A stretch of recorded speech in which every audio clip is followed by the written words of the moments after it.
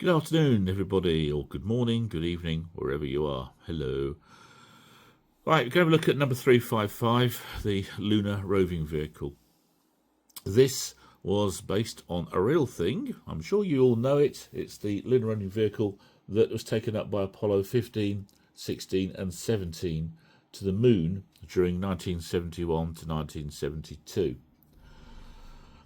For some reason, Dinky decided to produce it in blue. They're always doing it in weird colours.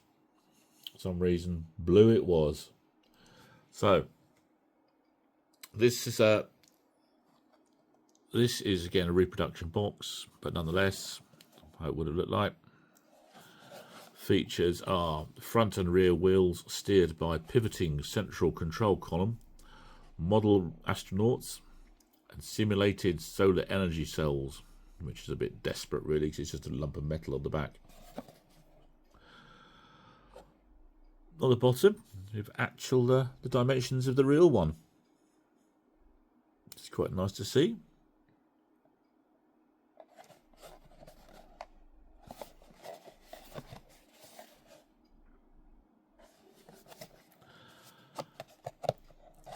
Right, now, let's take it out.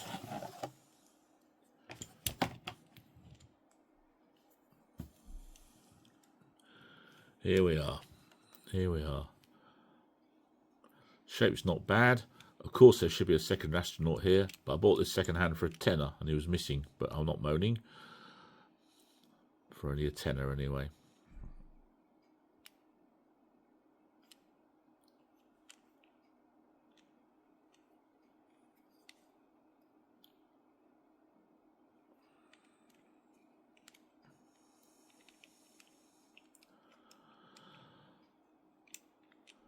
I think they should have put a telecommunications dish at the front here on that one, because it made it a bit more interesting. Because really it's only got one feature, but I suppose it would have been quite spindly and fiddly to make and probably would have snapped. Well, here we are, look. Made in England, Lunar Roving Vehicle, Dinky Toys. This is produced from 1971 through to 1972 to 1976. There were no real variations, nothing major to speak of with them. The feature was controlled here by this control stick. When you turned it like that, press it that way, that's better. You see the wheels pivoted, left, back, front. So you can steer it about.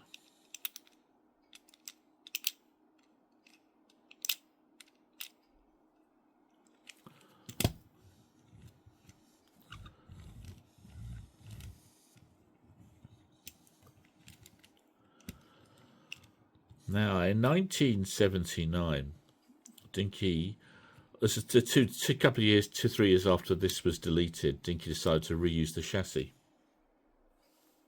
for a completely fictitious vehicle, which I had as a kid at the humble age of 10, which I shall now show you. So let's drive him off the screen and wheel in number 361, the Galactic War Chariot. That's better. Right. So what they've done, they've taken the basic chassis and added bits and pieces from other vehicles that they've made over the years and tried to cobble together this fictitious vehicle, which is a bit of a Frankenstein's monster, really, you could call it. Still, I quite liked it as a kid. I mean, I didn't really bother me, even though as a child I knew that these bits had been borrowed from elsewhere. So this was manufactured in 1979 and was probably, I think, don't quote me on this, but I think it might have been the last thing that Dinky produced in this country before the factory was shut in December 1979. His original price, this is the one I had as a kid. This is my original one, at £1.85 from dear old Woolworths. Still producing our eagles on the back. Available from your toy shop now. Galactic War Chariot. Nothing on the base. So let's take him out.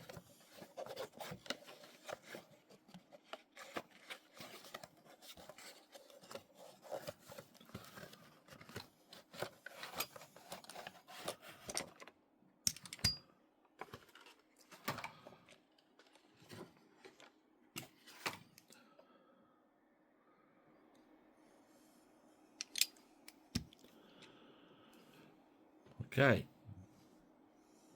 Now, painted now in a lime green, which is obviously essential for space exploration, according to Dinky.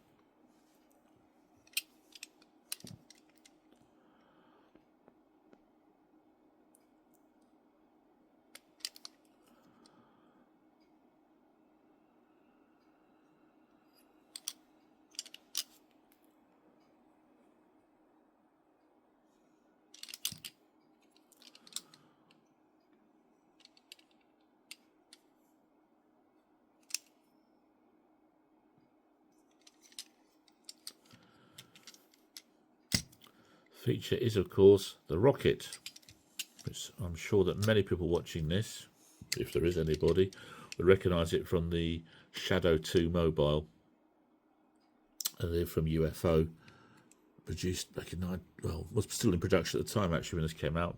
We veering towards the end. So there's our missile, which you would fire like that.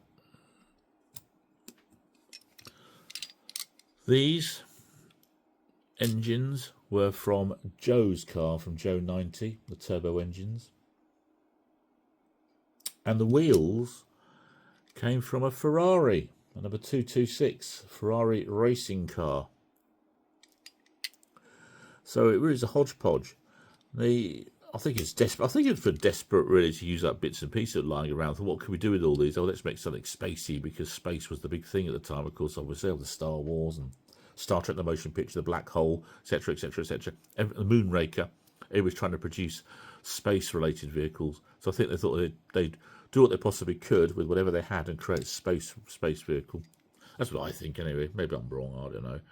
But now you can see, if I take the Lunar rover back, you can see what they've done.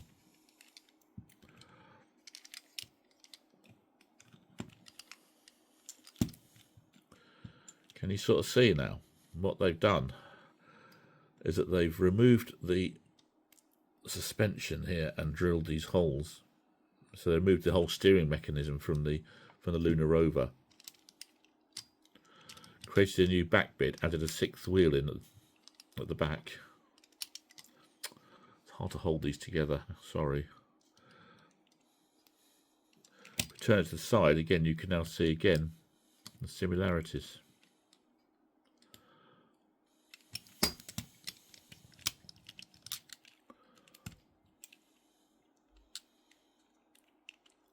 Even the astronauts is exactly the same, but they've just been slightly repainted. Slightly different colours.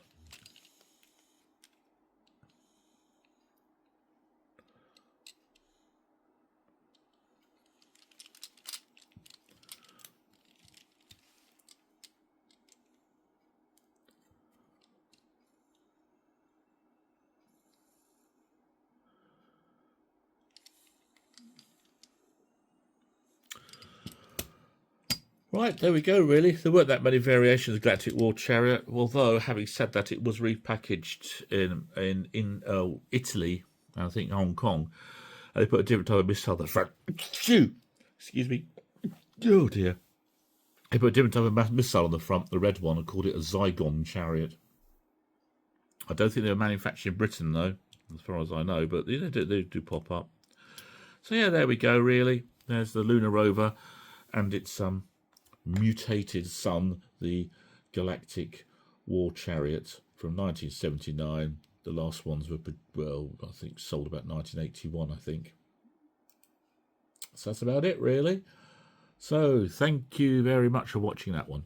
Bye.